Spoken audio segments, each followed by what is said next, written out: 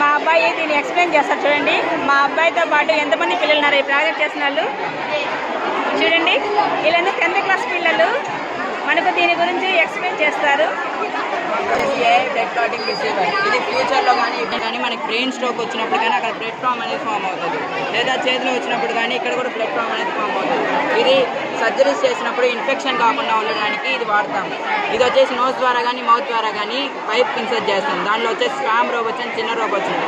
అది మన బాడీలోకి ఇంజెక్షన్ చేయకముందే దానికి ఒక డ్రగ్ అనేది రిలీజ్ చేసి ఆ పైప్లో పెడతాం. ఆ పైప్లో ఉన్న రోబోట్స్ ద్వారా ఆ బ్లడ్ క్లాట్ మీద వెళ్ళినప్పుడు అది వచ్చేసి రిమూవ్ అవుతుంది. ఇది వచ్చేసి డ్రగ్, ఇది వచ్చేసి బ్లడ్ క్లాట్. ఈ డ్రగ్ అనేది బ్లడ్ క్లాట్ మీద పడినప్పుడు ఈ బ్లడ్ క్లాట్ అనేది రిమూవ్ అవుతుంది. ప్రాక్టికల్గా చూపిస్తుంది.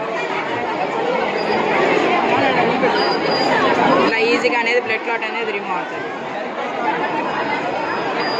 ఇలా సర్జరీస్ లేకుండానే ఇలాంటి ఇన్ఫెక్షన్ చేయడానికి చూస్తున్నాం. ఇలాంటి సర్జరీస్ చేసినప్పుడు ఇన్ఫెక్షన్ అనేది ఫామ్ అవుతుంది. ఇలా ఇన్ఫెక్షన్ ఫామ్ అవ్వకుండా చేయడానికి ఇది ప్రాజెక్ట్. ఇది సర్జరీ చేసినప్పుడు లాంగ్ ప్రాసెస్, ఎక్కువగా రెస్ట్ తీసుకోవాల్సి వస్తుంది. కానీ ఇది చేసినప్పుడు రెస్ట్ తీసుకోవాలి, ఫ్యూ సెకండ్స్లోనే మొత్తం అయిపోతుంది.